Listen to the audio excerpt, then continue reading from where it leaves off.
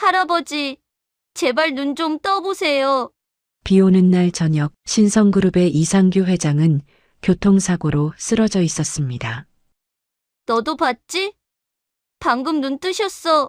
쌍둥이들의 절박한 목소리에 힘겹게 눈을 뜬 이상규 회장. 그 순간 아이들 목에 걸고 있는 반지 목걸이가 가로등 불빛에 반짝거립니다. 그 반지는 대체 이 아이들은 누구일까요? 이야기 시작 전에 구독, 좋아요 눌러주시고 댓글에 어디에서 듣고 계신지 알려주시면 그곳으로 새해 복이 가득하실 겁니다. 고속도로 아래 작은 시골 마을, 늦은 오후였습니다. 초등학교 정문에서 아이들이 하나둘 나오고 있었습니다.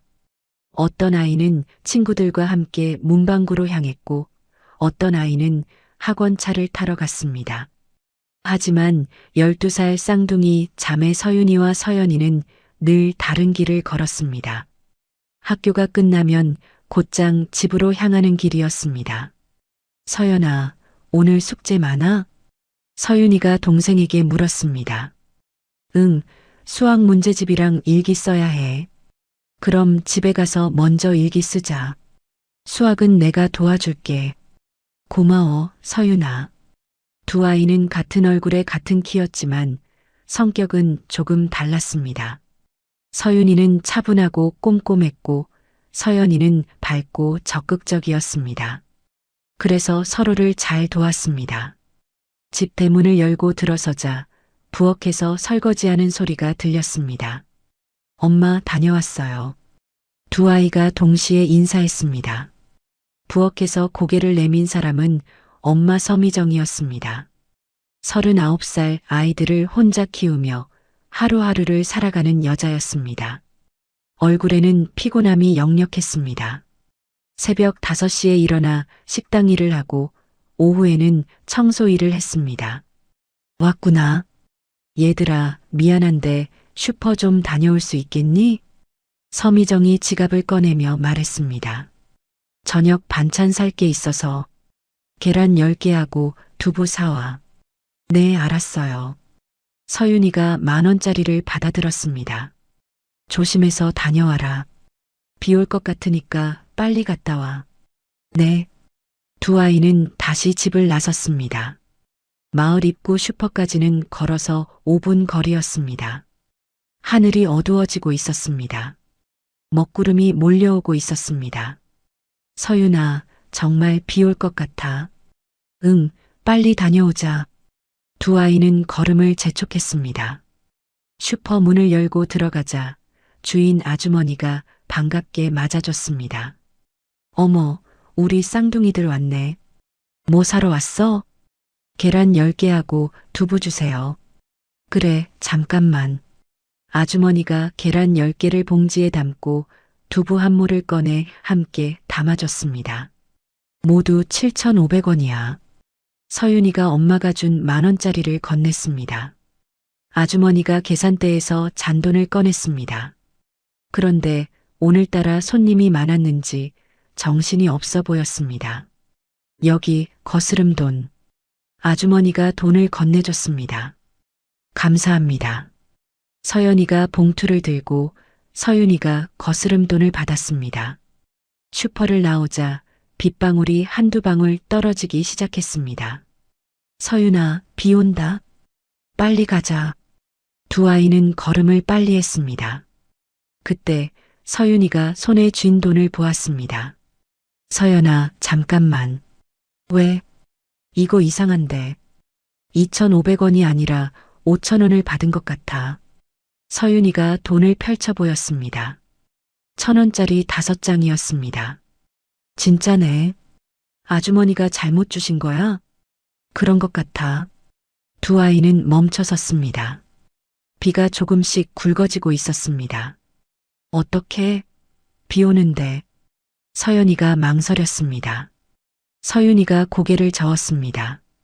다시 갖다 드려야지. 이건 우리 돈이 아니잖아. 그래, 서윤아 말이 맞아. 두 아이는 다시 슈퍼로 뛰어갔습니다. 문을 열고 들어가자 아주머니가 놀란 표정으로 물었습니다. 어머, 왜? 뭐 빠뜨린 거 있어? 아니요. 아주머니 거스름 돈을 잘못 주신 것 같아요. 서윤이가 손을 내밀었습니다. 2,500원을 더 주셨어요. 아주머니가 계산대를 확인했습니다. 그리고 손으로 이마를 짚었습니다. 어머, 정말 그러네. 내가 오늘 정신이 없어서. 아주머니가 2,500원을 받아들고 두 아이를 바라봤습니다. 눈가가 붉어졌습니다. 고맙다, 얘들아. 요즘 같은 세상에 이렇게 정직한 아이들이 어디 있니? 괜찮아요. 당연한 거예요. 서연이가 웃으며 말했습니다. 엄마가 그러셨어요. 내 것 아닌 건 절대 가지면 안 된다고. 아주머니가 잠시 뭔가 생각하더니 사탕 몇 개를 꺼내 아이들 손에 쥐어줬습니다. 이건 아주머니가 주는 거야. 착한 우리 쌍둥이들. 조심해서 가. 고맙습니다. 두 아이는 인사하고 슈퍼를 나왔습니다. 밖은 이미 어두워져 있었습니다. 비도 제법 내리고 있었습니다. 빨리 가자. 서윤이가 봉투를 꼭 안고 뛰기 시작했습니다. 서연이도 따라 뛰었습니다. 마을로 돌아오는 농로를 지나고 있을 때였습니다. 멀리서 이상한 소리가 들렸습니다. 부웅. 차 소리 같았지만 평소와는 달랐습니다. 뭔가 어긋난 듯한 소리였습니다. 두 아이는 동시에 걸음을 멈췄습니다. 서연아, 지금 들었어? 응, 차 소리 같은데. 소리가 점점 가까워지다가 갑자기 뚝 끊겼습니다. 그리고 잠시 후, 쿵, 둔탁하고 무거운 소리가 울렸습니다. 뭐야?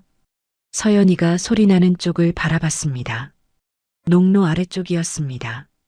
고속도로 쪽이 아니라 마을 안쪽 방향이었습니다. 가보자. 서윤이가 조심스럽게 걸음을 옮겼습니다. 엄마가 조심하래잖아. 근데 그냥 가면 혹시 사람 다친 거면 어떡해? 서연이도 고개를 끄덕였습니다. 두 아이는 손을 꼭 잡고 소리난 쪽으로 천천히 다가갔습니다. 언덕을 조금 내려가자 가드레일이 꺾여 있는 게 보였습니다. 그 아래로 검은색 차량이 기울어진 채 멈춰 있었습니다. 차 사고야. 서연이가 작게 외쳤습니다. 두 아이는 더 가까이 다가갔습니다. 차에서 조금 떨어진 풀숲에 누군가 쓰러져 있었습니다. 정장을 입은 중년 남자였습니다. 비에 흠뻑 젖어 있었습니다. 서윤아, 저 사람. 움직이지 않아. 두 아이는 숨을 죽였습니다. 거기 괜찮으세요? 서윤이가 조심스럽게 목소리를 냈습니다. 대답이 없었습니다. 혹시 돌아가신 건 아니겠지? 서연이의 목소리가 떨렸습니다. 그때 쓰러진 남자의 손가락이 미세하게 움직였습니다. 서연아, 손가락 움직였어. 진짜? 응, 살아계셔. 두 아이는 동시에 안도의 한숨을 내쉬었습니다. 어떻게? 엄마한테 전화해야 하는 거 아니야? 서연이가 물었습니다. 응, 그래야 할 것 같아. 서윤이가 주머니에서 핸드폰을 꺼냈습니다. 하지만 전화를 걸기 전에 서연이가 자신의 점퍼를 벗기 시작했습니다. 서연아, 뭐해? 저 아저씨 계속 비 맞고 있잖아. 조금이라도 덮어드려야 할 것 같아. 서윤이가 고개를 끄덕였습니다. 두 아이는 조심스럽게 남자에게 다가갔습니다. 서연이가 점퍼를 남자의 상체 위에 조심히 덮어줬습니다. 괜찮으실 거예요. 곧 어른들이 올 거예요. 작은 목소리로 중얼거렸습니다. 서윤이는 엄마에게 전화를 걸었습니다. 엄마, 저희 지금 집 가는 길인데 차 사고 났어요. 사람이 다쳤어요. 전화기 너머로 서미정의 놀란 목소리가 들렸습니다. 뭐라고? 너희 어디야? 다친 데 없어? 우리는 괜찮아요. 근데 여기 아저씨 한 분이 쓰러져 계세요. 거기 그대로 있어. 엄마 지금 갈게. 전화가 끊겼습니다. 두 아이는 그 자리에 서서 기다렸습니다. 비는 계속 내렸습니다. 평범했던 하루가 이렇게 평범하지 않게 끝나고 있었습니다. 무언가 시작되고 있었습니다. 같은 날 오후, 검은색 고급 세단 한 대가 고속도로를 달리고 있었습니다. 운전석에는 60대 후반의 남자가 앉아 있었습니다. 이상규 신성그룹 회장이었습니다. 조수석에는 아무도 없었습니다. 뒷좌석도 비어 있었습니다. 평소라면 운전기사가 운전을 했을 겁니다. 하지만 오늘은 이상규가 직접 운전대를 잡았습니다. 혼자 있고 싶을 때가 있어. 출발하기 전 비서 박 실장에게 그렇게 말했습니다. 회장님, 제가 모시겠습니다. 박 실장이 말했지만 이상규는 고개를 저었습니다. 괜찮아. 운전이나 할까 해서. 오랜만에. 박 실장은 더 이상 말하지 않았습니다.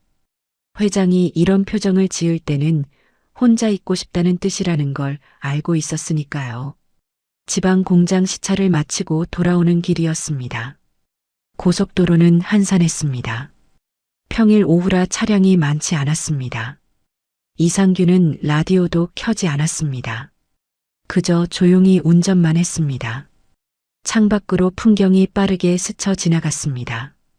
산, 들판, 작은 마을들. 문득 고속도로 옆 표지판이 눈에 들어왔습니다. 다음 나들목 5km. 이상규는 핸들을 꽉 쥐었습니다. 이 길은 11년 전에도 지나갔던 길이었습니다. 아들 도연이 사고로 죽었다는 소식을 듣고 병원으로 달려갔던 길이었습니다. 도연아, 작게 중얼거렸습니다. 11년이 지났지만 여전히 가슴이 아팠습니다. 외아들이었습니다. 이상규에게는 도연이가 전부였습니다. 회사보다, 돈보다, 명예보다 소중한 존재였습니다. 하지만 제대로 챙겨주지 못했습니다. 회사 일에 바빠서 아들과 제대로 이야기를 나눈 적이 별로 없었습니다. 뭘 좋아하는지, 누구를 만나는지, 무슨 고민이 있는지. 도연이 27살 때 처음으로 진지하게 대화를 나눴습니다. 아버지, 저 회사 일 안 할 것 같아요. 뭐? 제가 하고 싶은 게 따로 있어요. 도연아, 네가 회사를 이어받아야지. 아버지가 만든 회사잖아요. 저한테 맡기지 마시고 다른 사람한테. 다른 사람? 넌 내 아들이야. 목소리를 높였습니다. 그날 도연은 아무 말도 하지 않고 방으로 들어갔습니다. 그게 마지막 대화였습니다. 일주일 후 도연은 교통사고로 세상을 떠났습니다. 이상규는 그 후로 평생 후회했습니다. 왜 그때 아들 말을 들어주지 못했을까? 왜 화를 냈을까? 왜 제대로 이야기를 나누지 못했을까? 미안하다, 도연아. 정말 미안하다. 혼잣말이 차 안에 울렸습니다. 눈가가 뜨거워졌습니다. 하지만 눈물을 흘리지는 않았습니다. 60년을 살면서 우는 법을 잊어버렸습니다. 아니, 잊어버린 게 아니라 참는 법을 배운 겁니다. 남자는 울면 안 된다고, 회장은 강해야 한다고, 그렇게 스스로를 다잡으며 살아왔습니다. 하지만 가슴은 여전히 아팠습니다. 도연을 잃고 나서 세상 모든 게 의미 없어졌습니다. 회사가 아무리 커져도, 돈이 아무리 많아져도 그게 무슨 소용이었습니까? 아들 하나 제대로 지켜주지 못했는데. 창밖으로 빗방울이 떨어지기 시작했습니다. 비가 오네. 이상규는 와이퍼를 켰습니다. 도연이 죽은 날도 비가 내렸습니다. 그 후로 비만 오면 마음이 무거워졌습니다. 나들목 표지판이 다시 보였습니다. 이상규는 갑자기 핸들을 오른쪽으로 꺾었습니다. 고속도로를 빠져나가기로 한 겁니다. 조금만 천천히 가자. 혼잣말이었습니다. 톨게이트를 지나 국도로 접어들었습니다. 주변으로 논밭이 펼쳐져 있었고 멀리 작은 마을이 보였습니다. 이상규는 천천히 운전하며 창밖을 바라봤습니다. 도연이가 만약 살아있었다면 지금쯤 어떤 모습일까? 38살. 결혼은 했을까? 아이는 낳았을까? 손주를 안아볼 수 있었을까? 보고 싶다. 작은 목소리가 새어나왔습니다. 비가 더 세게 내리기 시작했습니다.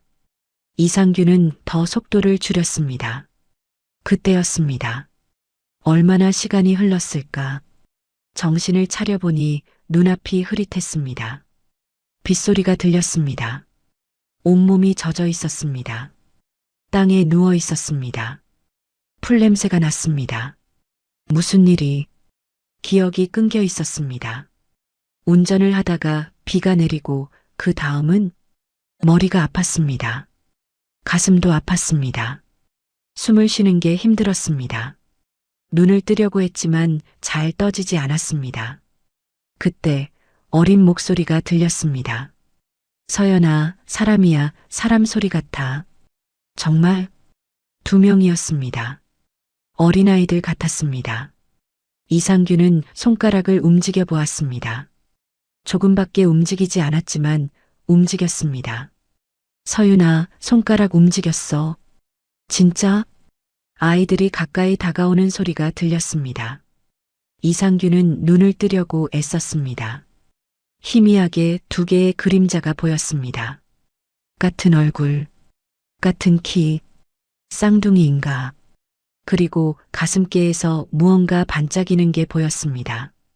은색 작은 것 2개. 반지, 정확히 보이지는 않았습니다. 의식이 다시 흐려졌습니다.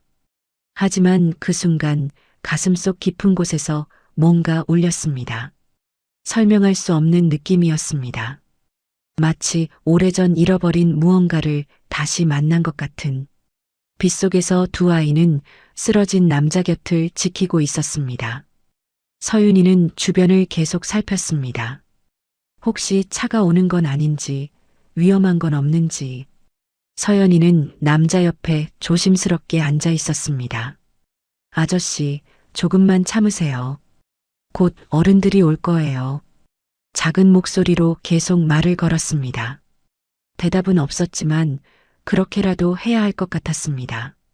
시간이 천천히 흘렀습니다. 5분쯤 지났을까? 멀리서 누군가 뛰어오는 발소리가 들렸습니다. 서윤아, 서연아. 엄마 서미정이었습니다. 우산도 제대로 쓰지 못한 채 숨을 헐떡이며 달려왔습니다. 엄마.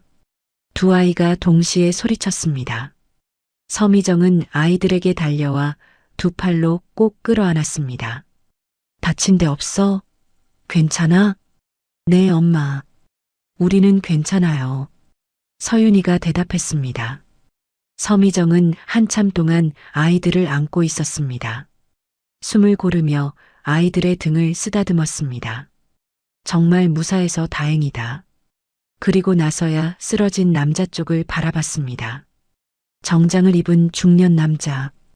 비에 젖어 있고 아이들이 덮어준 점퍼 한 장만이 몸을 가리고 있었습니다.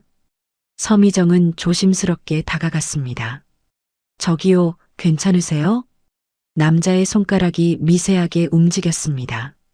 살아계셔요, 엄마. 서연이가 말했습니다. 서미정은 핸드폰을 꺼내 구급차를 불렀습니다. 여보세요, 차 사고 났어요. 사람이 다쳤고요. 위치는? 전화를 끊고 아이들을 돌아봤습니다. 구급차 곧 올 거야. 너희 둘은 저기 가서 기다려. 엄마는요? 엄마는 여기 있어야지. 혼자 두면 안 되잖아. 2 아이는 조금 떨어진 곳으로 물러났습니다. 서미정은 남자를 내려다봤습니다. 얼굴은 잘 보이지 않았습니다. 비에 젖은 머리카락이 얼굴을 가리고 있었습니다. 하지만 옷차림을 보니 평범한 사람은 아니었습니다. 비싼 정장, 고급 구두. 혹시 서미정의 가슴이 두근거렸습니다. 설마 그분일까?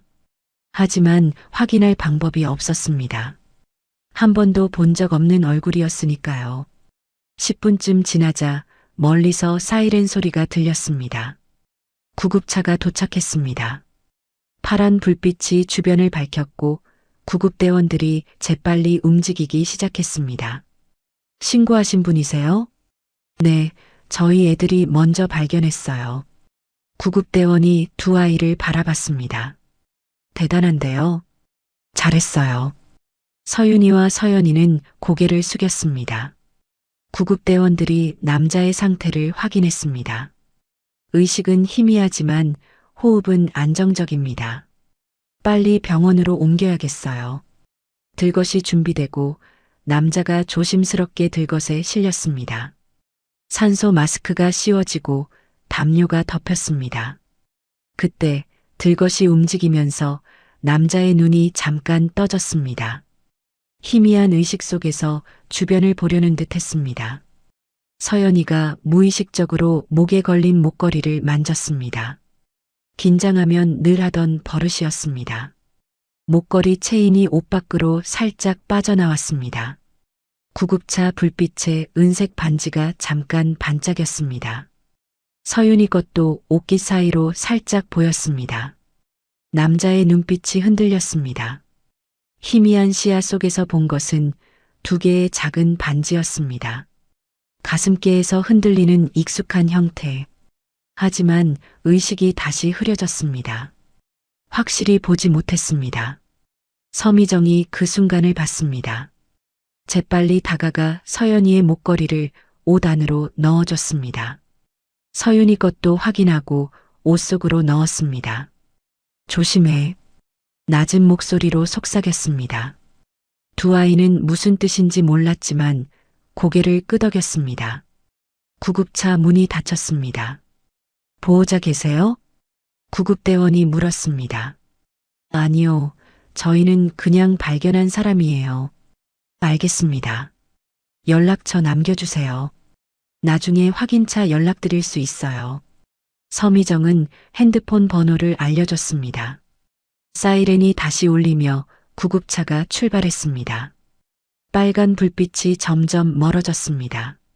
세 사람은 그 자리에 서서 구급차가 완전히 사라질 때까지 바라봤습니다.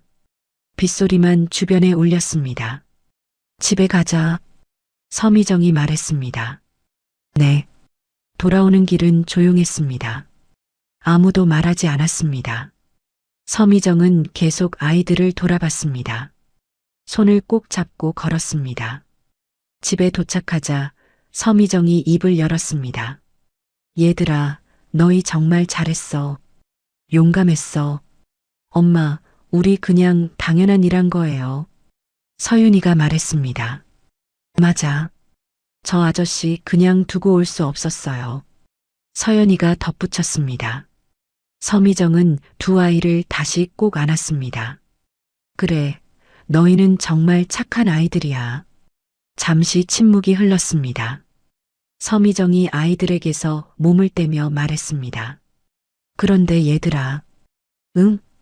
오늘 일은 다른 사람한테 말하지 마. 학교 친구들한테도. 알았지? 왜요? 서연이가 물었습니다. 그냥 조용히 지내는 게 좋을 것 같아서. 괜한 소문나면 귀찮아질 수도 있어. 서미정의 목소리에 불안이 묻어났습니다. 괜한 소문이요? 응. 그냥 엄마 말 들어줄 수 있지? 두 아이는 엄마 표정이 평소와 다르다는 걸 느꼈습니다. 네, 알았어요. 아무한테도 말 안 할게요. 서미정은 안도의 한숨을 내쉬었습니다. 고마워. 이제 씻고 저녁 먹자. 아이들이 방으로 들어간 후 서미정은 거실 소파에 주저앉았습니다. 손이 떨렸습니다. 저 사람이 혹시 회장님이었을까? 얼굴을 제대로 보지 못했습니다. 하지만 옷차림, 분위기, 그리고 무엇보다 남자가 아이들 목걸이를 본 순간의 눈빛. 알아본 걸까? 서미정은 두 손으로 얼굴을 감쌌습니다. 11년 동안 숨어 살았습니다. 조용히 아무도 모르게. 그런데 이렇게 우연히. 아니야. 설마. 고개를 저었습니다. 하지만 불안은 쉽게 사라지지 않았습니다. 밤은 깊어갔습니다. 비는 여전히 내리고 있었습니다. 서미정은 창밖을 바라보며 중얼거렸습니다. 제발 아무 일도 일어나지 마. 작은 기도였습니다. 하지만 이미 시작된 일이었습니다. 운명의 톱니바퀴가 천천히 돌아가기 시작했습니다. 11년 전 가을, 신성그룹 본사 회장실, 전화벨이 울렸습니다. 강명수가 받았습니다. 당시 그는 전략기획실 차장이었습니다. 회장 이상규의 가장 가까운 측근이었습니다. 네, 강명수입니다. 전화기 너머로 경찰관의 목소리가 들렸습니다. 신성그룹 맞으시죠? 이도현 씨 보호자 연락처로 나와 있어서요. 이도현 씨요? 무슨 일이십니까? 교통사고가 났습니다. 지금 병원으로 이송 중인데 상태가 좋지 않습니다. 강명수의 얼굴이 굳었습니다. 어느 병원입니까? 병원 이름을 듣고 전화를 끊었습니다. 강명수는 즉시 회장실로 달려갔습니다. 회장님, 문을 열고 들어서자 이상규가 서류를 보고 있었습니다. 왜 그러나? 도연 도련님이 사고가 났습니다. 이상규의 손이 멈췄습니다. 뭐라고? 교통사고입니다. 지금 병원으로 이송 중이라고 합니다. 이상규는 자리에서 벌떡 일어났습니다. 어느 병원이야? 성모병원입니다. 당장 가자. 두 사람은 급히 병원으로 향했습니다. 차 안에서 이상규는 아무 말도 하지 못했습니다. 손만 계속 떨렸습니다. 괜찮을 거예요, 회장님. 강명수가 조심스럽게 말했습니다. 하지만 병원에 도착했을 때 이미 늦었습니다. 의사가 고개를 숙이며 말했습니다. 죄송합니다. 최선을 다했지만 이상규는 그 자리에 주저앉았습니다. 도연아. 목소리가 갈라졌습니다.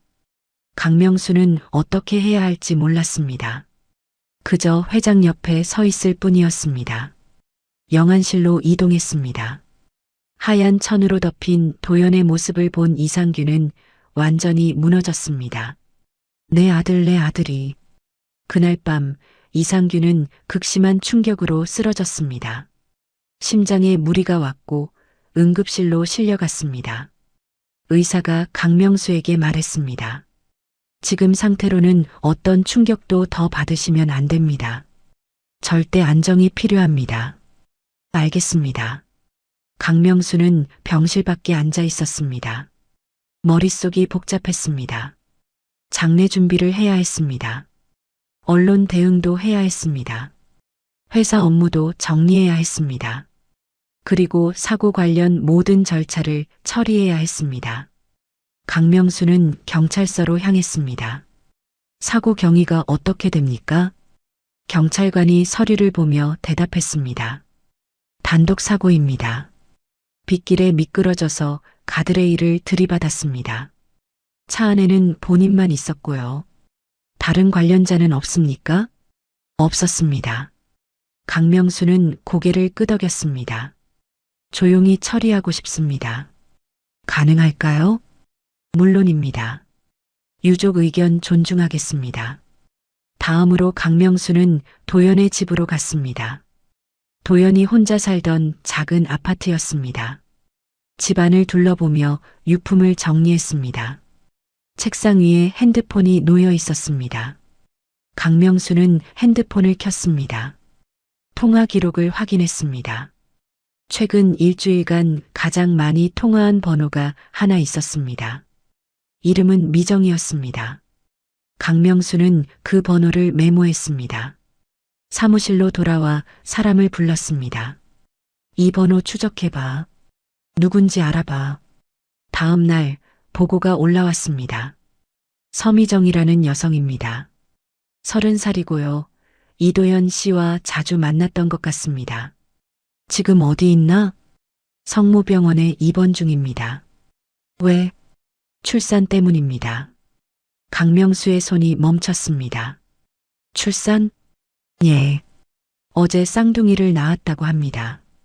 강명수는 잠시 아무 말도 하지 못했습니다. 시기가 언제라고? 정확히 이도현 씨 사망 다음 날입니다. 강명수는 의자에 기댔습니다. 도련님의 아이인가? 생각이 복잡해졌습니다. 회장님께 보고해야 할까?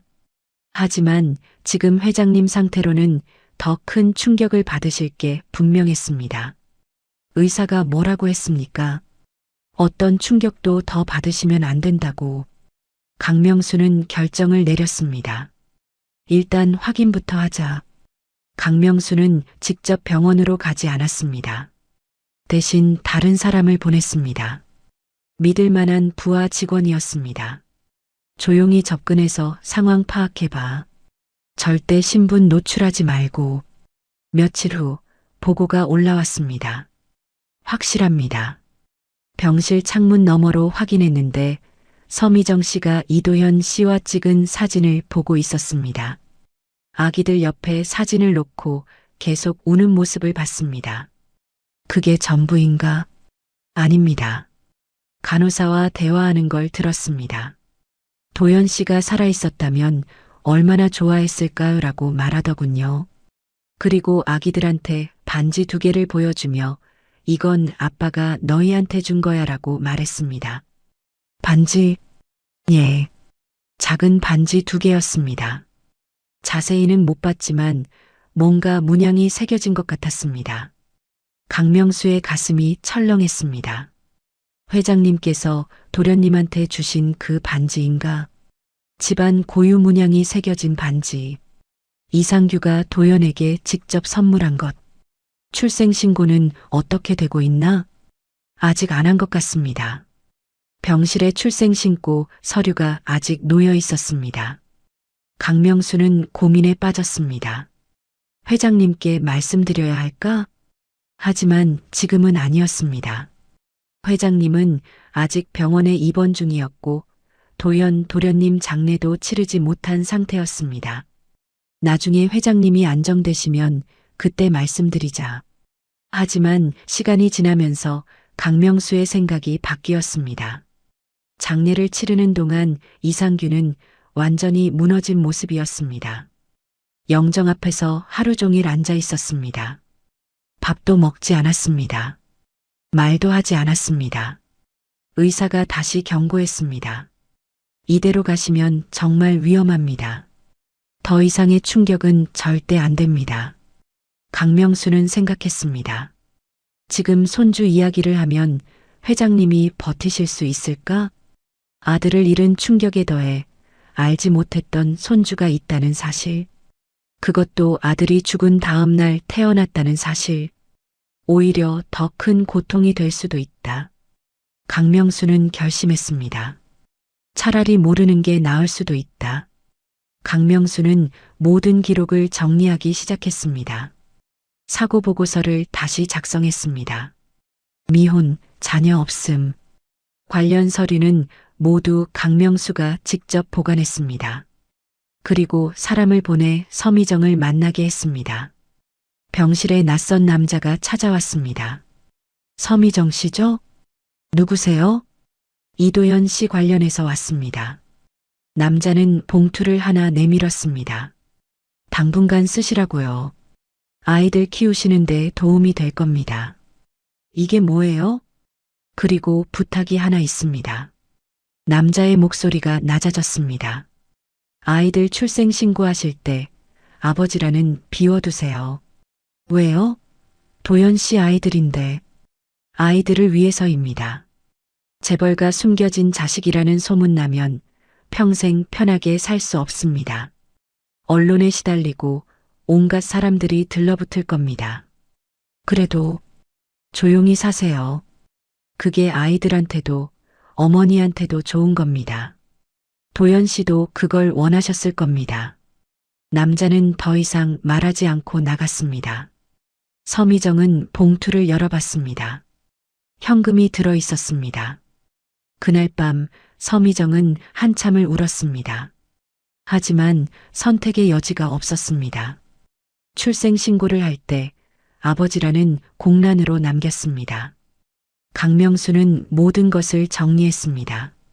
완벽하게. 회장은 아무것도 모르게. 그렇게 11년이 흘렀습니다. 강명수는 그 선택이 옳았다고 믿었습니다. 회장님을 지킨 거라고. 하지만 가끔 밤에 잠들기 전에 생각했습니다. 정말 잘한 일이었을까? 그 의문은 11년 동안 계속되었습니다. 그리고 이제 그 답을 마주해야 할 시간이 다가오고 있었습니다. 병원 응급실. 천장의 하얀 조명이 눈을 찔렀습니다. 이상규는 천천히 눈을 떴습니다.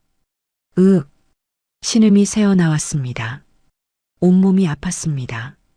특히 머리와 가슴이 욱신거렸습니다. 회장님, 정신 차리셨습니까? 익숙한 목소리였습니다. 고개를 돌리자 박 실장이 서 있었습니다. 박 실장, 예, 제가 왔습니다. 괜찮으십니까? 이상규는 천천히 몸을 일으키려 했지만 통증 때문에 다시 누웠습니다. 사고 어떻게 됐나? 단독사고로 처리되고 있습니다. 다행히 큰 부상은 없으시고 타박상과 경미한 뇌진탕 정도입니다. 그래. 이상규는 눈을 감았습니다. 사고 전 기억이 희미하게 떠올랐습니다. 비 오는 국도, 핸들을 꺾던 순간, 그리고 박 실장, 예, 내가 얼마나 쓰러져 있었나? 구조된 시점으로부터 약 1시간 정도입니다. 구조? 이상규가 눈을 떴습니다. 누가 구조했지? 박 실장이 태블릿을 꺼냈습니다. 12살 쌍둥이 자매입니다. 서연. 고속도로 인근 시골 마을에 거주하고 있습니다. 쌍둥이. 이상규의 눈빛이 흔들렸습니다. 희미한 기억이 떠올랐습니다. 의식이 희미한 상태에서 본 것. 2개의 작은 그림자. 같은 얼굴. 같은 키. 그리고 가슴께에서 반짝이던 것. 박 실장. 예. 내가 뭔가 봤어. 이상규의 목소리가 낮아졌습니다. 구조 과정에서요? 응. 정확하지는 않지만. 이상규는 눈을 감고 기억을 더듬었습니다. 가로등 불빛, 빗방울, 그리고 2 아이의 모습, 목에 뭔가 걸려 있었습니다. 은색 체인, 그리고 작은 반지 2개. 반지를 하고 있었어. 반지요? 목걸이처럼. 2 아이다. 박 실장이 메모를 하며 물었습니다. 어떤 반지였습니까? 잘 안 보였어. 의식이 희미했으니까. 근데 이상규가 말을 멈췄습니다. 근데요? 안쪽에 글자가 있는 것 같았어. 박 실장의 손이 멈췄습니다. 글자요? 응. 거꾸로 보여서 정확히는 모르겠지만 날짜 같은 거. 그리고 이름. 이상규는 천장을 바라봤습니다. 2000년 그리고 목소리가 더 작아졌습니다. 도연이 이름이 보인 것 같았어. 박 실장의 얼굴이 굳었습니다. 그는 그 반지를 알고 있었습니다. 11년 전 회장이 도연에게 직접 선물했던 반지. 집안 고유 문양이 새겨진 단 2개뿐인 반지. 회장님, 확실하십니까? 모르겠어. 희미했어. 착각일 수도 있고. 이상규는 눈을 감았습니다. 근데 가슴이 이상하게 조여와. 그 반지가 내가 도연이한테 준 것 같아서. 박 실장은 잠시 침묵했습니다. 보호자는 누구입니까? 어머니 서미정 씨 39살입니다. 서미정. 이상규가 이름을 중얼거렸습니다. 배우자는? 박 실장이 태블릿을 보며 대답했습니다. 없는 것으로 기록되어 있습니다. 미혼모? 예. 이상규의 눈이 커졌습니다. 예. 아이들 출생 기록은? 출생일은 11년 전입니다. 아버지라는 미상으로 되어 있습니다. 이상규의 손이 떨렸습니다. 방 안에 침묵이 흘렀습니다. 이상규의 머릿속이 복잡해졌습니다. 11년 전, 도연이 죽은 시기, 쌍둥이, 12살, 아버지 미상, 그리고 반지. 박 실장, 예. 조용히 알아봐. 그 아이들 쪽. 구체적으로 어떤 부분을 확인하시겠습니까?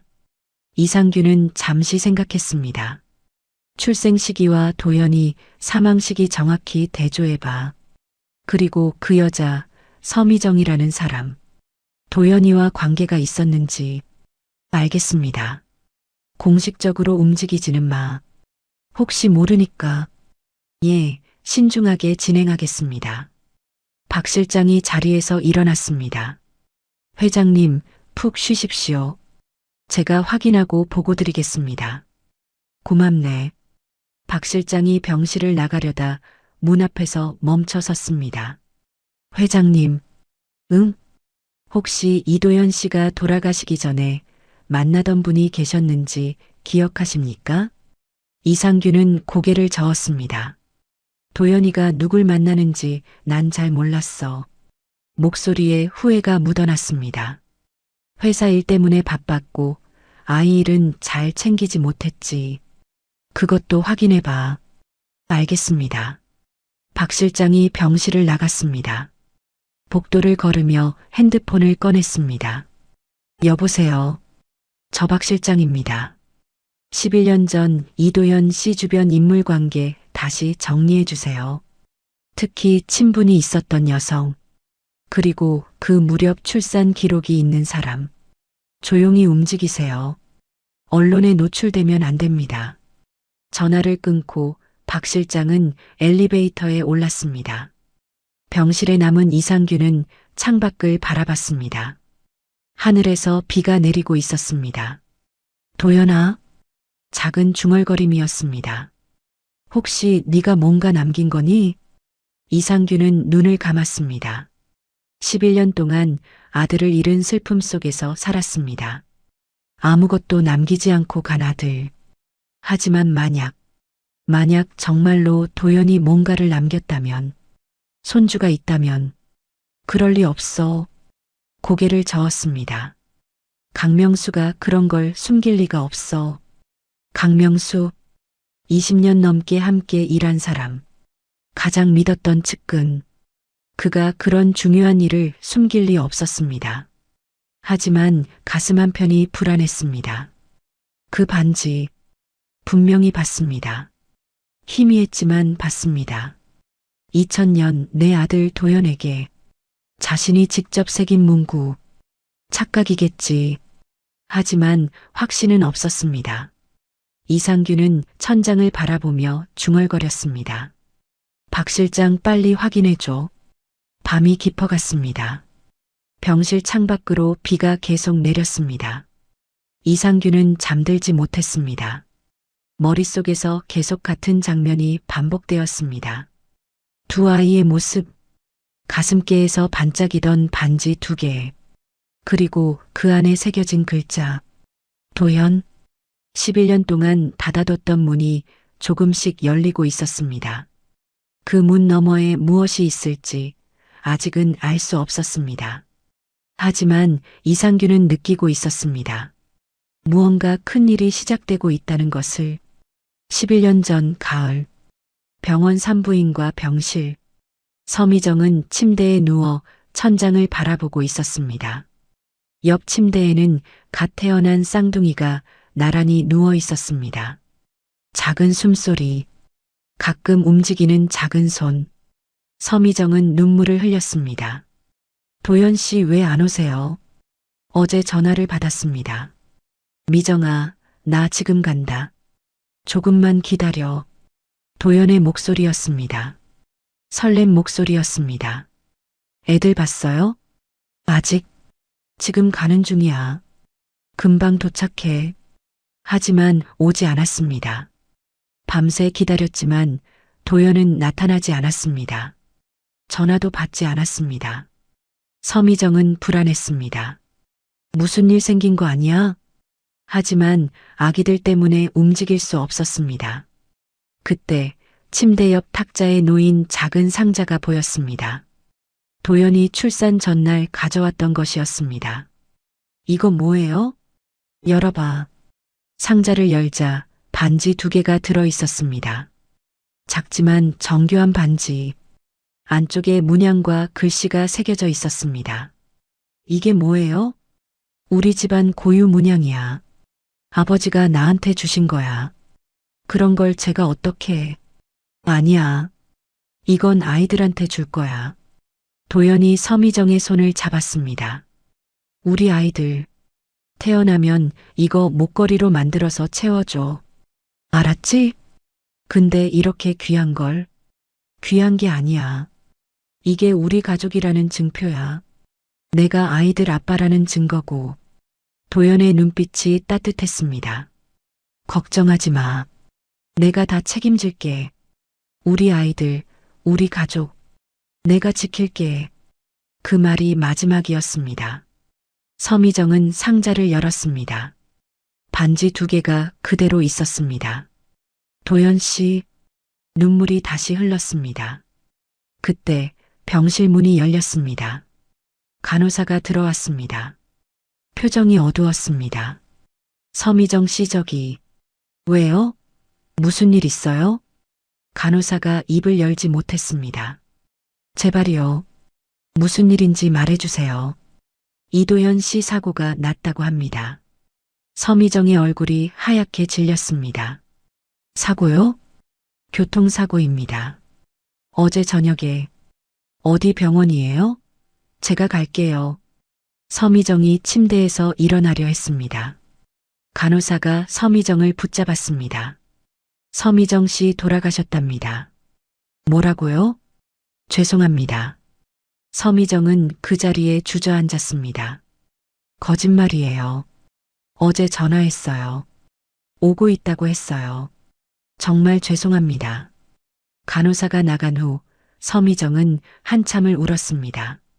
소리 없이 아이들이 깨지 않게 손으로 입을 막고 어깨를 떨며 울었습니다.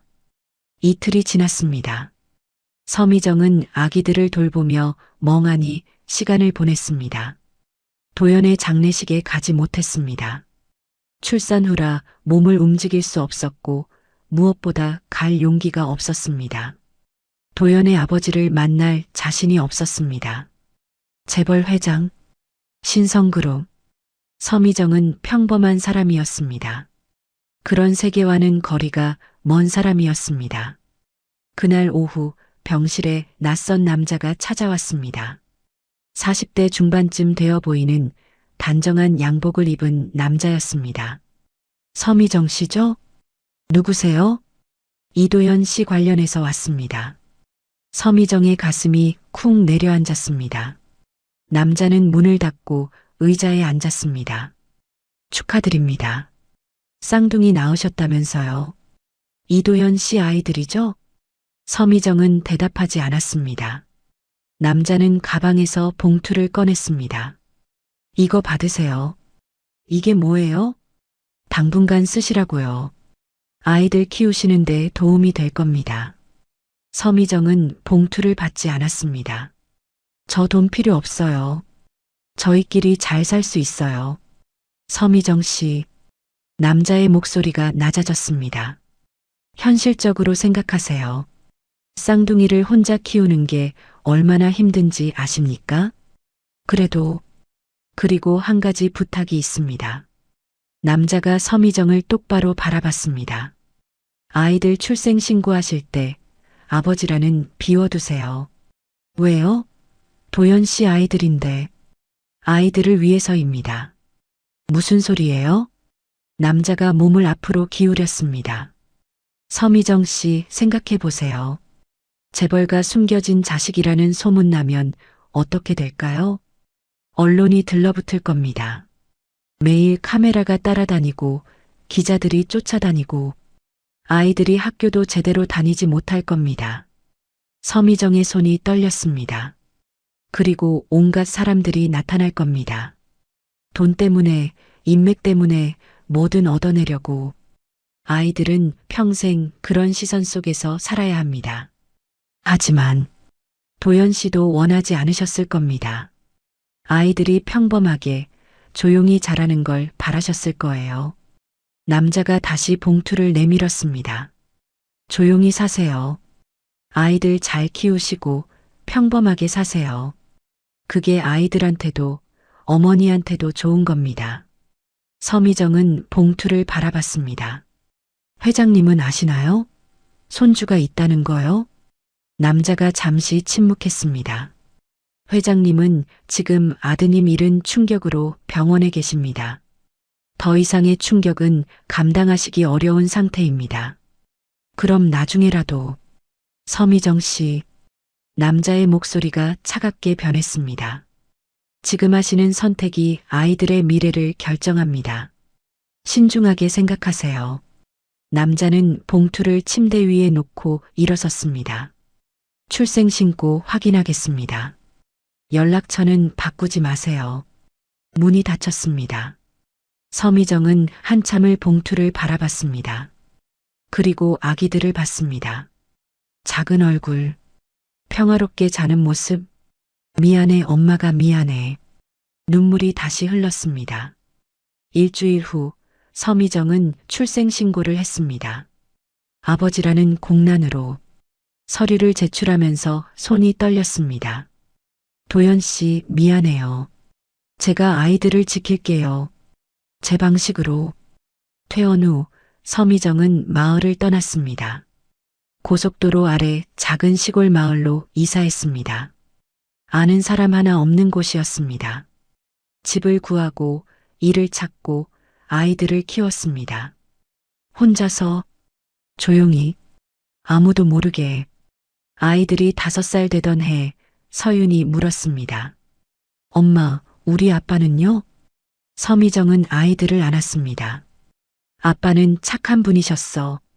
너희를 많이 사랑하셨어. 어디 계세요? 하늘나라에 계셔. 사고로 돌아가셨어. 언제요? 너희 태어나고 얼마 안 돼서. 서윤이와 서연이는 더 묻지 않았습니다. 대신 엄마를 꼭 안았습니다. 엄마, 우리가 있잖아. 그래, 엄마한테 너희가 있지. 그렇게 11년이 흘렀습니다. 서미정은 단 한 번도 신성그룹에 연락하지 않았습니다. 도연의 반지 2개는 목걸이로 만들어 아이들 목에 채워줬습니다. 이건 아빠가 너희한테 준 거야. 절대 잃어버리면 안 돼. 네, 엄마. 아이들은 그 의미를 몰랐습니다. 하지만 소중히 간직했습니다. 그리고 지금 11년 만에 그 반지가 다시 누군가의 눈에 들어왔습니다. 서미정이 그토록 숨기려 했던 진실이 조금씩 드러나기 시작했습니다. 비 오는 밤 우연한 사고 하나가 모든 것을 바꾸고 있었습니다. 사고 다음 날 오전, 박 실장은 평소와는 다른 차림으로 마을에 들어왔습니다.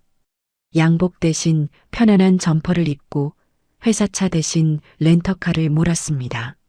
명함도 신분증도 꺼내지 않을 생각이었습니다. 마을 입구 슈퍼 앞에 차를 세웠습니다. 안으로 들어가자 주인 아주머니가 인사했습니다. 어서 오세요. 어디서 오셨어요? 지나가다가 들렀습니다. 물 한 병 주세요. 계산을 하면서 박 실장이 자연스럽게 말을 꺼냈습니다. 저기, 혹시 며칠 전에 이 근처에서 사고 났다는 얘기 들으셨어요? 아주머니의 얼굴이 환해졌습니다. 아, 그거요? 우리 동네 쌍둥이들이 사람 구했어요. 대단하죠? 쌍둥이요? 네, 서윤이 서연이. 12살인데 참 착한 애들이에요. 대단하네요. 어떤 아이들인가요? 엄마 혼자 키우는데도 예의 바르고 성실해요. 학교에서도 칭찬 많이 받고. 박 실장이 고개를 끄덕이며 물었습니다. 혼자 키우시기 힘드시겠네요. 그럼요. 엄마가 새벽부터 밤까지 일하는데 애들이 집안일도 다 도와요. 기특해요. 아버지는 돌아가셨대요. 오래전에. 애들 어릴 때. 박 실장은 물건값을 내고 나왔습니다. 다음으로 향한 곳은 마을 보건소였습니다. 실례합니다. 이 근처 초등학교가 어디 있나요? 직원이 친절하게 길을 알려줬습니다. 혹시 무슨 일로 학교를 찾으세요? 아, 조카가 이 근처로 전학 올 수도 있어서요. 그러세요. 좋은 학교예요. 선생님들도 좋으시고. 박 실장은 학교 근처까지 갔지만 안으로 들어가지는 않았습니다. 대신 근처 카페에 앉아 주변을 살폈습니다. 마을 분위기를 파악하고 사람들 이야기를 들었습니다. 오후가 되자 박 실장은 슈퍼 근처로 다시 돌아왔습니다. 잠시 후 장을 보러 나온 서미정이 보였습니다. 손에는 작은 장바구니를 들고 있었습니다. 피곤한 얼굴이었습니다. 박 실장은 우연을 가장해 서미정과 마주쳤습니다. 실례합니다. 서미정이 고개를 들었습니다. 혹시 며칠 전에 사고 난 분 구조하신 아이들 어머님이시죠? 서미정의 표정이 순간 굳었습니다. 누구세요? 아, 저는 병원 관계자입니다. 박 실장이 조심스럽게 말했습니다. 아이들이 용감하게 구조했다는 얘기를 듣고 괜찮은지 확인하러 왔습니다. 저희 애들 괜찮아요. 서미정의 목소리가 차가웠습니다. 확인할 것도 없고요. 혹시 필요한 건 없으신지? 없어요. 더 도울 일도 없고요. 서미정은 한 발 뒤로 물러섰습니다. 박 실장은 포기하지 않았습니다. 아이들 정말 대단하더라고요. 어머니께서 잘 키우셨네요. 혹시 남편분은 오래전에 돌아가셨다고 들었습니다. 그 순간 서미정의 눈빛이 완전히 변했습니다. 그건 왜 물으시죠? 목소리가 날카로워졌습니다. 그냥 혼자 아이들 키우시기 힘드실 것 같아서요. 우리 집이 왜 캐묻으세요? 병원 관계자라면서요? 서미정은 더 이상 대화하지 않았습니다. 장바구니를 들고 슈퍼 안으로 들어가 버렸습니다. 박 실장은 그 자리에 잠시 서 있다가 차로 돌아갔습니다. 확실하다. 서미정의 반응이 모든 것을 말해주고 있었습니다. 뭔가를 숨기고 있었습니다. 그리고 그것이 드러나는 걸 두려워하고 있었습니다. 박 실장은 차에 앉아 회장에게 전화를 걸었습니다. 회장님, 저입니다. 어떻게 됐나? 직접 마을에 다녀왔습니다. 서미정 씨를 만났습니다. 그래서 남편 이야기를 꺼내자 즉시 경계했습니다. 필요 이상으로 예민하게 반응했습니다. 이상규는 잠시 침묵했습니다. 다른 건? 마을 사람들 말로는 조용히 살고 있다고 합니다. 아이들은 착하고 어머니는 열심히 일하며 생계를 꾸려가고 있다고 합니다. 그래. 좀 더 조사하시겠습니까? 일단 그 정도로 충분해. 자네 들어오게. 전화가 끊겼습니다.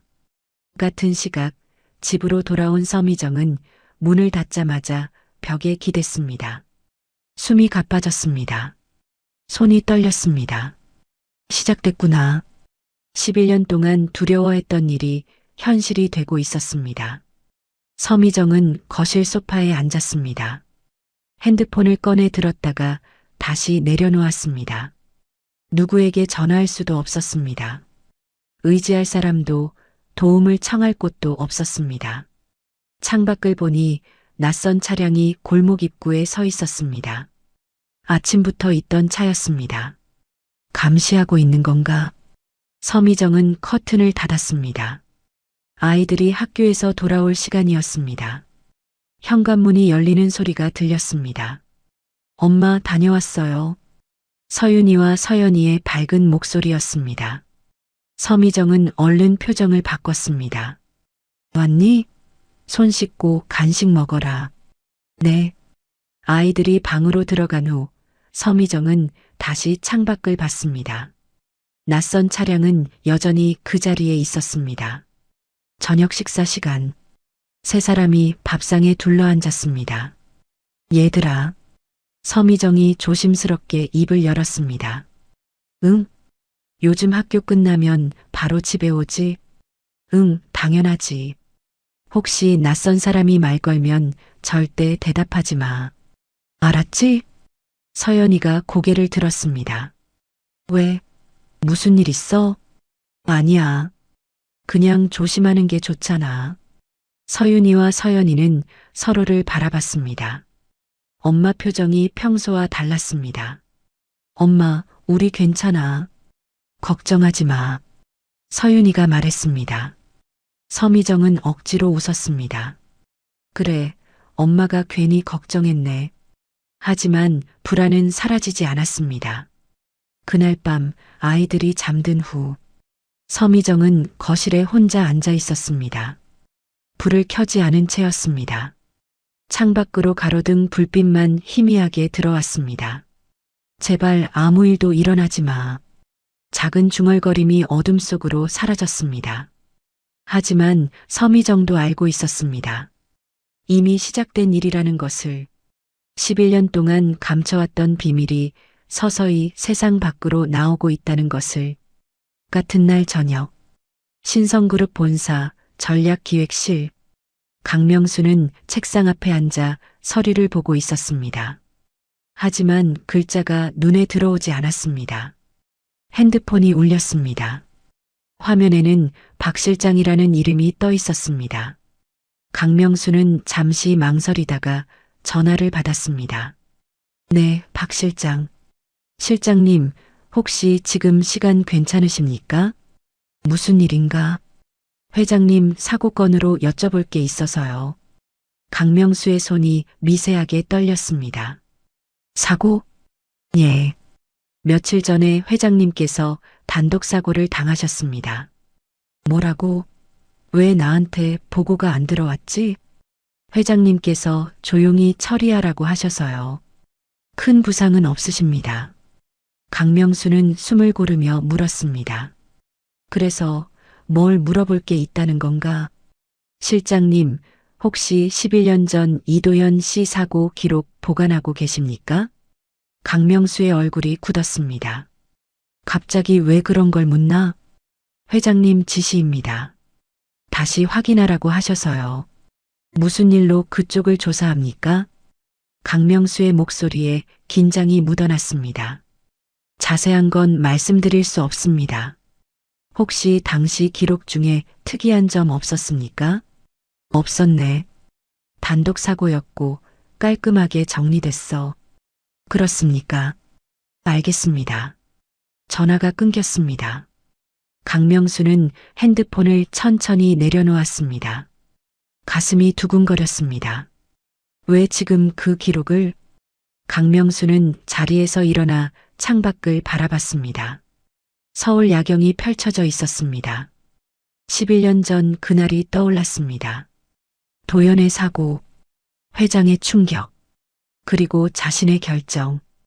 회장님을 위한 일이었어. 스스로에게 되뇌었습니다. 하지만 가슴 한편이 무거워졌습니다. 강명수는 책상으로 돌아와 서랍을 열었습니다.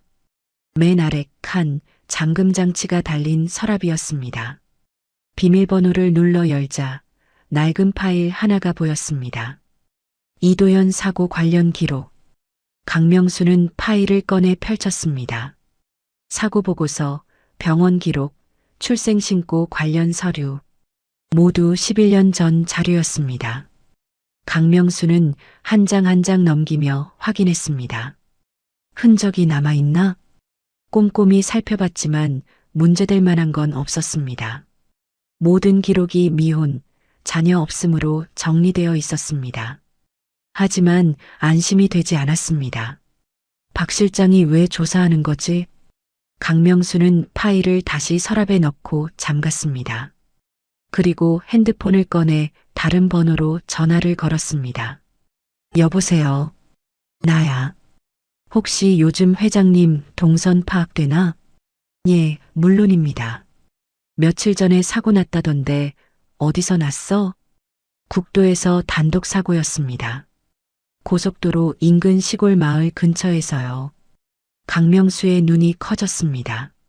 시골 마을? 어느 마을인데? 주소를 듣는 순간 강명수는 숨이 멎었습니다.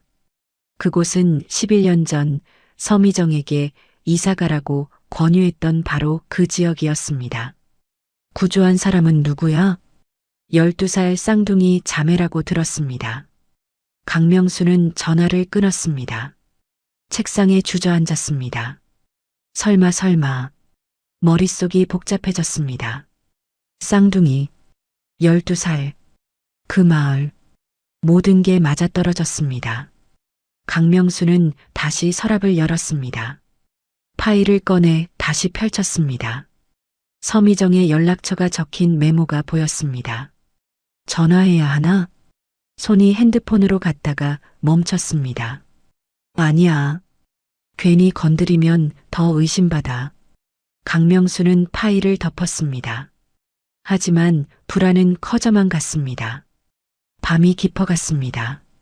강명수는 사무실에 혼자 남아 있었습니다. 불을 끄고 어둠 속에 앉아 있었습니다. 어떻게 하지? 11년 동안 숨겨왔던 것들이 흔들리고 있었습니다. 회장이 의심하기 시작했습니다.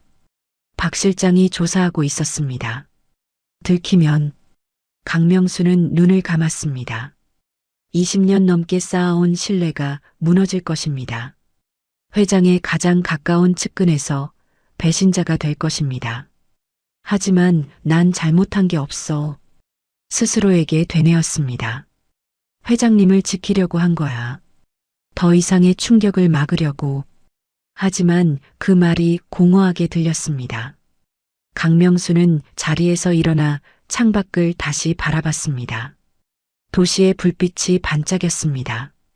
조용히 정리해야 해. 강명수는 결심했습니다. 증거를 없앨까? 아니면 먼저 회장님께 말씀드릴까? 하지만 둘 다 쉽지 않았습니다.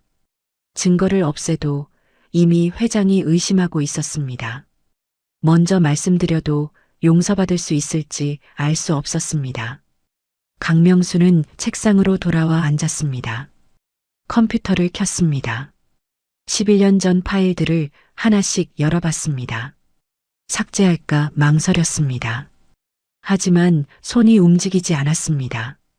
이미 늦었나? 강명수는 모니터를 끄고 의자에 기댔습니다. 천장을 바라봤습니다. 11년 전 그때로 돌아갈 수 있다면, 다시 선택할 수 있다면, 그래도 같은 선택을 했을까? 대답할 수 없었습니다. 다음 날 아침, 강명수는 사무실에서 밤을 샜습니다. 거울을 보니 눈 밑에 다크서클이 진했습니다. 세수를 하고 정장을 다시 입었습니다. 평소처럼 행동해야 했습니다. 아무 일도 없는 것처럼 회의에 참석하고 보고를 받고 지시를 내렸습니다. 하지만 머릿속은 온통 그 생각뿐이었습니다. 회장님이 알게 되면. 오후가 되자 비서로부터 연락이 왔습니다. 실장님, 회장님께서 내일 퇴원하신답니다. 그래, 컨디션은 괜찮으시대? 예, 많이 회복되셨다고 합니다. 전화를 끊고 강명수는 창밖을 바라봤습니다. 내일 회장님을 뵙게 되는구나.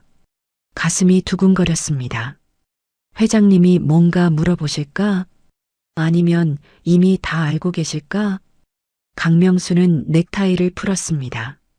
숨이 막히는 것 같았습니다. 20년 넘게 함께 일했습니다.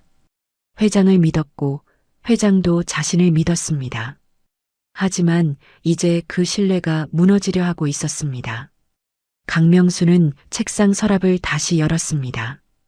파일을 꺼내 마지막으로 확인했습니다. 이걸 어떻게 하지? 파기할까? 아니면 그냥 둘까? 결정을 내리지 못한 채 다시 서랍에 넣었습니다. 퇴근 시간이 되었습니다. 강명수는 평소보다 늦게 사무실을 나섰습니다. 주차장으로 가는 길 핸드폰이 울렸습니다. 박 실장이었습니다. 강명수는 한참을 바라보다가 전화를 받지 않았습니다. 내일 생각하자. 하지만 내일이 두려웠습니다. 차에 올라타 시동을 걸었습니다. 백미러에 비친 자신의 얼굴이 낯설어 보였습니다. 나는 잘못한 걸까? 대답은 돌아오지 않았습니다. 다음 날 오전, 병원 VIP 병실, 이상규는 퇴원 준비를 하고 있었습니다. 침대 옆에는 정리된 짐이 놓여 있었습니다. 박 실장이 들어왔습니다. 회장님, 준비 다 되셨습니까? 응. 그런데 박 실장. 예. 명수한테 연락했나? 박 실장이 잠시 망설였습니다. 어제 전화드렸는데 받지 않으셨습니다. 그래. 이상규의 눈빛이 차갑게 가라앉았습니다. 다시 전화해봐. 지금 당장 오라고. 알겠습니다. 박 실장이 나가고 이상규는 창밖을 바라봤습니다. 이틀 동안 많은 생각을 했습니다. 박 실장의 조사 결과를 들었습니다. 서미정, 39살. 쌍둥이 딸 12살. 아버지 미상. 도연 사망 시기와 정확히 일치하는 출생 시기. 그리고 무엇보다 그 반지. 명수가 알고 있었을까? 처음엔 믿고 싶지 않았습니다. 20년 넘게 함께 일한 사람. 가장 믿었던 측근. 하지만 정황들이 하나씩 맞아떨어졌습니다. 도연 사고 당시 모든 절차를 처리한 사람이 강명수였습니다. 1시간 후 병실 문이 열렸습니다. 강명수가 들어왔습니다. 평소보다 안색이 좋지 않았습니다. 눈 밑에 다크서클이 진했습니다. 회장님 부르셨습니까? 앉게. 이상규는 침대에 앉아 있었습니다. 표정을 읽을 수 없었습니다. 강명수가 의자에 앉았습니다. 병실에 침묵이 흘렀습니다. 이상규가 먼저 입을 열었습니다. 명수. 예, 회장님. 이번 사고 말일세. 예. 다행히 큰 부상 없으셔서 다행입니다. 나를 구조한 사람들 알고 있나? 강명수의 손이 미세하게 떨렸습니다. 12살 쌍둥이라고 들었습니다. 그래. 쌍둥이야. 이상규가 강명수를 똑바로 바라봤습니다. 근데 말이야, 이상한 일이 있었어. 무슨? 그 아이들이 반지를 하고 있더군. 강명수의 얼굴이 굳었습니다. 반지요? 응. 목걸이처럼. 우리 집안 문양이 새겨진 반지. 내가 도연이한테 준 그 반지 말이야. 그건 명수. 이상규의 목소리가 낮아졌습니다. 도연이 아이가 있다는데. 강명수는 아무 말도 하지 못했습니다. 네가 알았나? 침묵이 흘렀습니다. 강명수는 고개를 숙였습니다. 예. 언제부터? 11년 전 사고 직후부터입니다. 이상규의 주먹이 떨렸습니다. 왜 말하지 않았나? 강명수가 고개를 들었습니다. 회장님을 위한 일이었습니다. 뭐? 이상규의 목소리가 높아졌습니다. 당시 회장님 상태를 기억하십니까? 도련님 잃으신 충격으로 쓰러지셨습니다. 의사들이 뭐라고 했습니까? 더 이상의 충격은 절대 안 된다고 했습니다. 그래서 손주가 있다는 걸 숨긴 건가? 저는 회장님을 지키고 싶었습니다. 이상규가 자리에서 일어났습니다. 지킨다고? 한 걸음 다가갔습니다. 내 아들이 죽고 손주가 태어났는데 그걸 숨기는 게 나를 지키는 거였나? 회장님, 그때는 정말 누가 내게 그런 판단을 하라고 했나? 이상규의 목소리가 떨렸습니다. 20년을 함께 일했어. 자네를 가족처럼 믿었어. 그런데 이게 뭔가? 강명수는 고개를 떨구었습니다. 죄송합니다. 미안하다고 끝나는 문제가 아니야. 이상규가 주먹으로 벽을 쳤습니다. 11년이야. 11년 동안 내가 뭘 놓쳤는지 아나? 아이들이 자라는 걸 못 봤어. 처음 걸음마, 처음 말, 학교 입학. 그 모든 걸 놓쳤어. 이상규의 눈가가 붉어졌습니다. 손주가 있는지도 몰랐어. 그 아이들 엄마가 얼마나 힘들었을지도 몰랐어. 도연이가 뭔가 남겼다는 것도 몰랐어. 회장님, 그게 다 네가 만든 거야. 네가 내 눈을 가린 거야. 강명수는 아무 말도 하지 못했습니다. 눈가에 눈물이 맺혔지만 흘리지 않았습니다. 회장님, 저는 정말 회장님을 위해서 이상규가 비웃었습니다. 자네 판단이 옳았다고 생각하나? 지금도? 강명수는 대답하지 못했습니다. 이상규는 뒤돌아섰습니다. 나가게. 회장님, 당장 나가라고 했어. 강명수는 천천히 일어났습니다. 병실 문으로 향했습니다. 문을 열고 나가려다 멈췄습니다. 회장님, 정말 죄송합니다. 하지만 그때 저는 정말 회장님을 위한다고 생각했습니다. 가게. 제가 잘못 판단했습니다.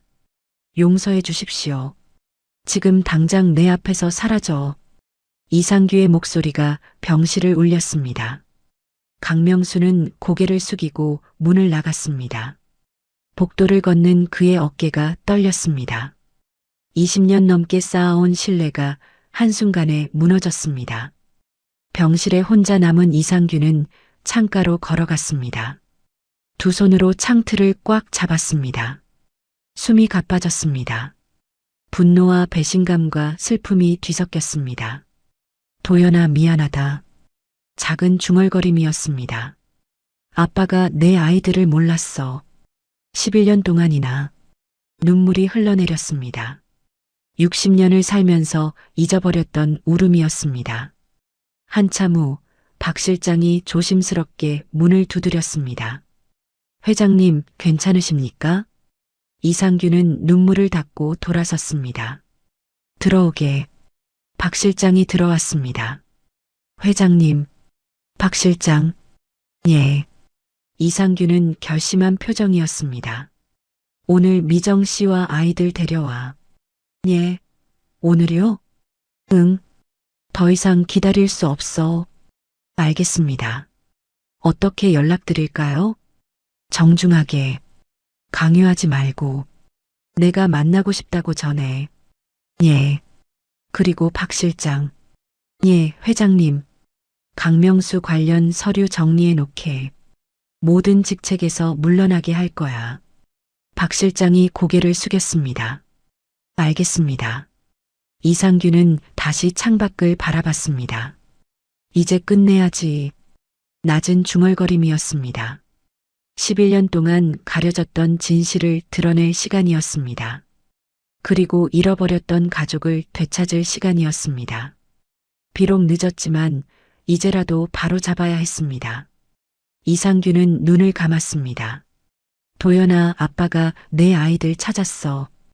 이제 아빠가 지킬게. 약속이었습니다. 아들에게 그리고 자신에게. 그날 오전 10시 서미정의 집 앞에 검은색 승용차가 멈춰 섰습니다. 박 실장이 내렸습니다. 초인종을 누르자 서미정이 문을 열었습니다. 또 오셨네요. 목소리가 차가웠습니다. 서미정 씨, 실례를 무릅쓰고 다시 찾아왔습니다. 박 실장이 정중하게 고개를 숙였습니다. 이상규 회장님께서 직접 뵙고 싶어 하십니다. 서미정의 얼굴이 하얗게 질렸습니다. 뭐라고요? 회장님이십니다. 며칠 전 아이들이 구조한 분이십니다. 서미정은 문틀을 붙잡았습니다. 다리에 힘이 풀렸습니다. 왜 이제야? 목소리가 떨렸습니다. 몰랐습니다. 정말로. 박 실장의 목소리에 진심이 담겨 있었습니다. 11년 동안 회장님께서 전혀 모르셨습니다. 누군가 의도적으로 숨겼습니다. 누가요? 그건 지금 중요하지 않습니다. 회장님께서 아이들을 뵙고 싶어 하십니다. 서미정은 눈을 감았습니다. 눈물이 흘러내렸습니다. 아이들은 알아요? 아직 모릅니다. 어머니께서 말씀해 주셔야 할 것 같습니다.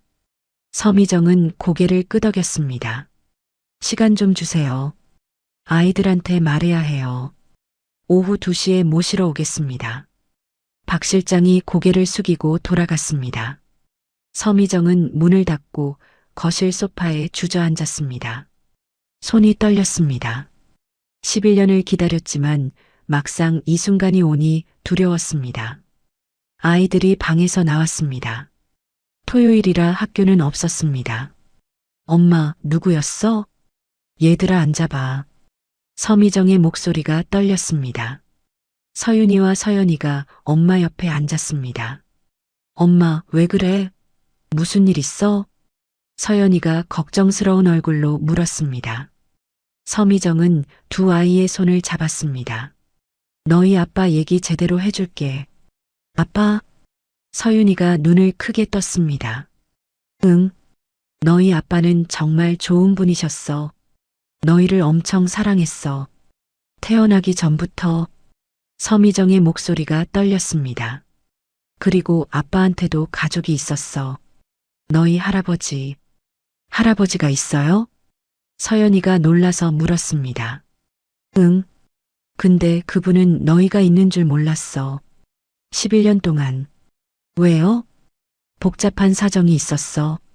근데 이제 알게 되셨대. 며칠 전에 너희가 구조한 그분이 너희 할아버지셔. 두 아이는 서로를 바라봤습니다.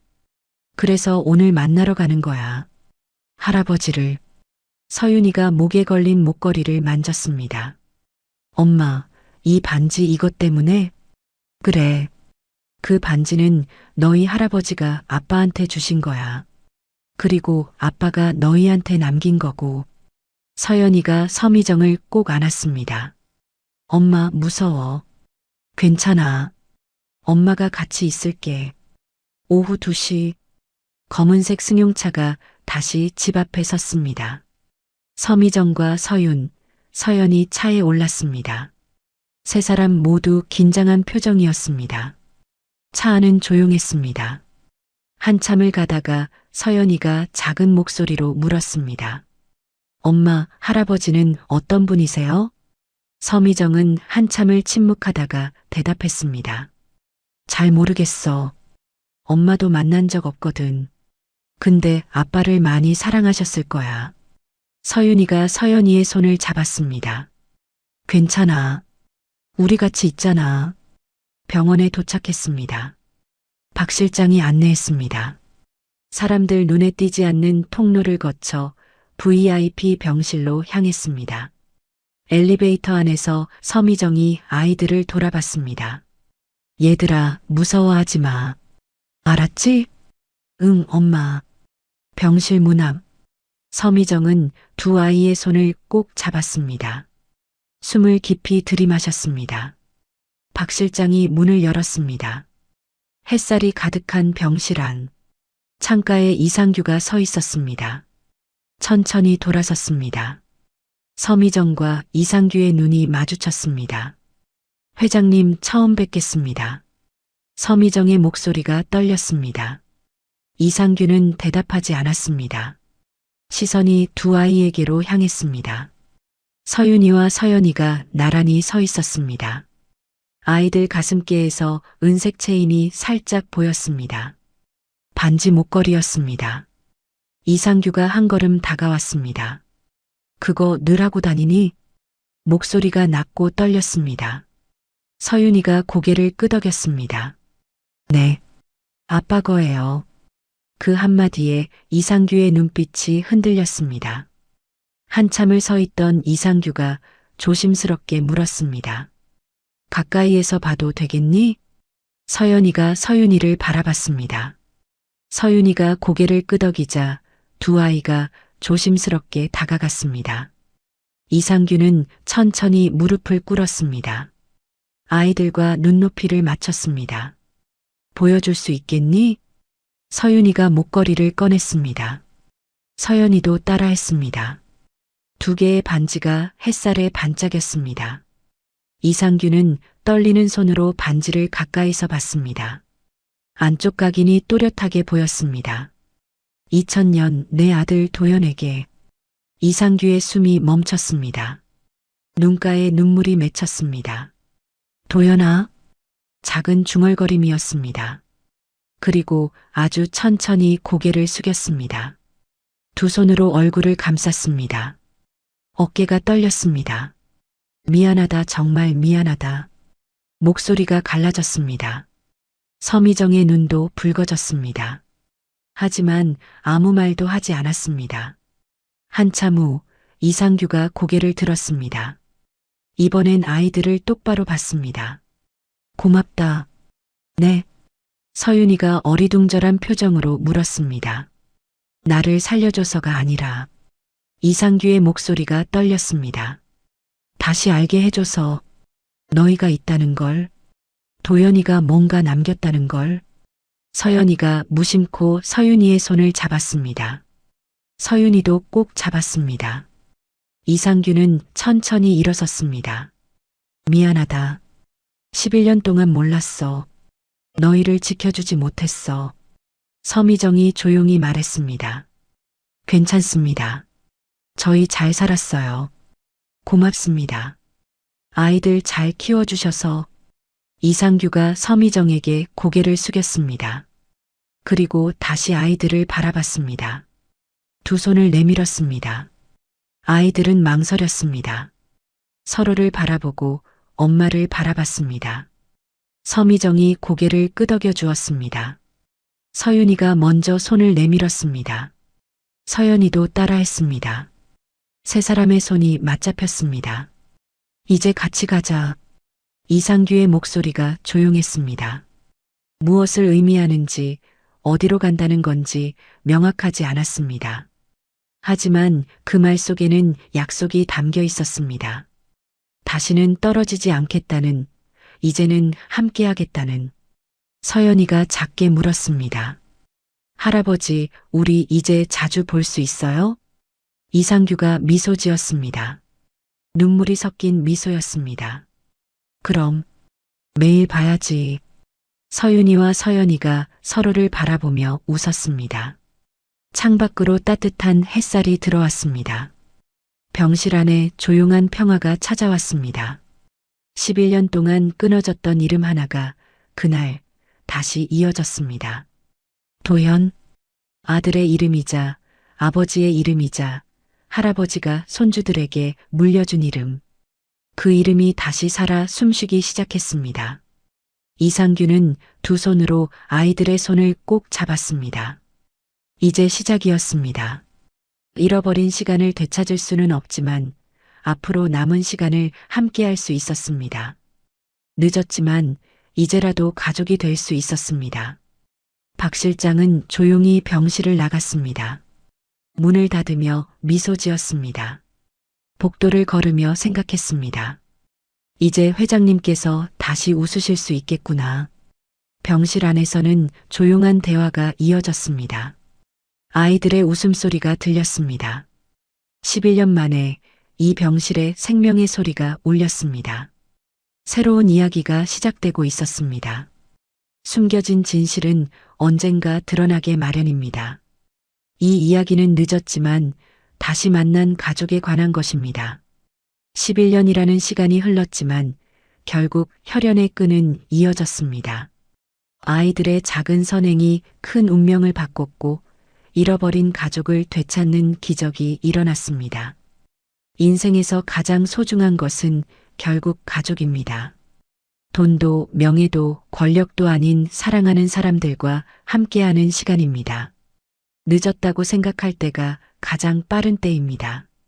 지금이라도 소중한 사람들에게 마음을 전하시기 바랍니다. 세월 따라 인생극장이었습니다.